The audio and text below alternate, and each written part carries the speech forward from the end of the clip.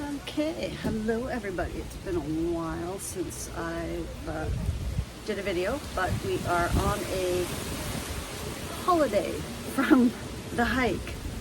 We promised ourselves when we finished the hike that we would come on a small vacation to just kind of rest and relax. Originally that was going to be Florida, but that didn't happen, so we ended up in Cuba instead. So this is where I am today. It's been kind of really rainy, so it makes it a little easier to film today. Hopefully it's not too windy and you can hear my voice. But I wanted to go over today the question of the van support, since I got a lot of questions about that from people. Okay, so hopefully it's not too windy and you can still hear me. So the van support, like I said, we got a lot of questions about it. We didn't start the van until we hit Rutland, Vermont. So we through hiked together straight through Maine and New Hampshire. My brain is also on holiday today. Maine and New Hampshire. So we've got pretty much the first 2 months, well, the first 2 states anyway, and they were almost about 2 months, I think, by the time we got the van. Pretty much the worst weather we had. It was very rainy. Jeff was very supportive, but he just decided he was tired of being wet, tired of having difficulty getting shuttles. There was very little service in Maine and New Hampshire. Part of that might have been the plan I had. I am from Canada, so I kind of just picked up a plan ad hoc when we got to Munson at Shaw's. I don't think it was a very good plan, but even still, there just wasn't much service, so getting services into town, getting to town, shuttles, hostels, all of those things were quite difficult to do. So we chose, well, Jeff chose to say he wanted to do the hike in a different manner. So I was going to continue the hike as I had originally planned, and we went back up to Canada and got the van. We have a Dodge Caravan, 2016 I believe it is. So it's quite large as far as minivans go. And while he was in Canada getting it, he took out the back seats, well, with the very back seats fold down, and then he took out the middle section seats and built into a bed. And I'll give you a quick little show of that that I filmed just before he took out the bed and returned it back to its original state of being a van. Okay, well, hello. So I just wanted to start going over a few of the things that we had done that a lot of people asked about. And the bed in the back of our van was one of them. So Jeff built this board, as you can see, in the van. That was my winter gear being mailed to me, and you can see we are winter in Canada. I came back to snow. Not happy about that. But anyway, so yeah, that was really all he did. He just put a frame in the bed, or a frame in the van. We had a carpet on here so the mattress wouldn't slide. Put the mattress there, and that is what we did for sleeping arrangements. It worked out quite well.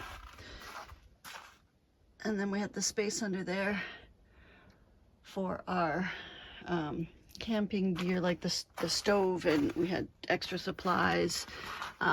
He made these out of the window things for the front so that we could cover the windows up, some for each side. Yeah, so if we stayed at a Walmart or any place that there was a lot of bright light, or the moon, because the moon was really bright on occasions, these ones you put some Velcro, and you can see put some Velcro on the windows just so they would get a good fit. We didn't use these too often, but it was definitely nice to have, especially, like I said, if we stayed at a Walmart, which we did have to do on occasion. But yep, that's pretty much it. All right, I'm gonna go back inside because, as you can see, it's winter here and it's cold. So we built the bed frame in with just plywood and some 2x4s, and then we put some boxes underneath so that we could have supplies. So we had a kitchen supply box, a food supply box, and then we each had one box of extra clothes and whatever extra stuff we needed. Some supplies. We had a cooler, so just a small cooler for some ice and some food, which greatly improved our nutrition. And as well, we had a water container so that we always had water on hand, which we would fill up usually at taps when we were at hotels or hostels or wherever we could get fresh water. It didn't mean we didn't still filter our water on trail, but it meant that, especially in the drier periods, we had a good source of water. Okay, so one of the biggest questions we had was how we moved the van. Now, the original intent was that we would try to move it so that we could hike together, and that didn't happen. Mostly because, honestly, it was really hard to get shuttle drivers to go to different places. They'd take us both there, and we'd leave the van in one place. And it was just, at the end of the day, it was honestly easier for us to sort of plan that Jeff would drop me off where I would start hiking, and he would go to where I would end to hike. So we would plan the day. I used far out maps as to where those parking lots should be, and he used Google Maps. And between the two of them, we got to where we needed to go. We usually found each other because neither of them are great. Some sites show on far out that there exists a parking lot, and sometimes it does not. Sometimes Google will show it, sometimes it does not. So between the two of them, we did manage to sort of coordinate our navigation. But that did mean, however, that I would start and he would go to the end of it, and then he would hike back in to meet me, probably about halfway. I had a bit of a head start, but I'm a slower hiker. So that's how it would usually run. So that's how we were moving our van. It did require committing to a certain amount of miles per day. So, and that usually depended on where the trailheads ended up. So sometimes we would have a 13-mile day just because you would either have a 13-mile or like a 30-mile day, and I don't do 30-mile days. Maybe some people do. I was not one of them. 20 miles, 18 to 20 was kind of my sweet spot. But some days I got great miles depending on the terrain, and some days I got less miles. So that's really how we moved the van. So another question I got was, did the van cost a lot more than if we had not had the van? And to be honest, not really. Actually, I think it might have actually saved us money. Because we're traveling as a couple. When you went to a hostel, you were always paying for two people. We usually would get the private room, which would cost, most hostels were about $35. So, and then they would add an extra 10 on for a private room. So you'd end up paying about $80 for a hostel room, which was probably small, didn't have AC. You were still sharing all the other amenities like the bathrooms and whatnot. So it wasn't really any cheaper. It might have been a bit further north because those prices are very expensive. But as we got further south, the hotels became a lot cheaper. And because we had the van, we didn't have to stay right in the towns that went near the Appalachian Trail, because those, of course, are going to be more expensive. Because people don't usually have the ability to go into the cheaper towns. Of course, we could. So that actually saved us a bit of money. We didn't have to pay for shuttles. Gas got cheaper the further south we went, so that was also a benefit. It also helps with the weather. We didn't have to set up camp all the time. Well, hardly ever. There were a few times we did, but mostly, we slept in the van. So if it's raining, all of your stuff gets to stay drier. It doesn't dry inside. It's still just as moist as it is outside in the shelters. So, your stuff just stays damp. Now, camping sites or sleeping places, really, we mostly, as I mentioned in quite a few of my videos, we would stay at the trailheads, and that was usually not a problem. We did, when we first got the van in Vermont, we asked a Vermont ranger or park ranger what the kind of protocol was. Now, technically, you're not supposed to camp. You can leave your vehicle there overnight, but you're not supposed to camp in your van or your vehicle. So that's kind of technically a no-no, but his response was, you know, chances are likely you're not going to be bothered. Rangers go home at 5:30. They're not going to care. So really, at the trailheads, to be honest, we didn't have a problem. We were only bothered once, but we weren't at a trailhead. We were at a state park. It kind of coincided with the trailhead, so, and it actually did state you weren't supposed to do overnight camping, but we were kind of, you know, we were pushing the boundaries. We thought we'd give it a shot, and it turns out, no. So at about like 1 o'clock in the morning, we got a knock on the window from the state park ranger saying you can't camp here. He told us a few places we could park. We checked them out. They were not viable. So we ended up parking at a Walmart parking lot, which was also another viable option.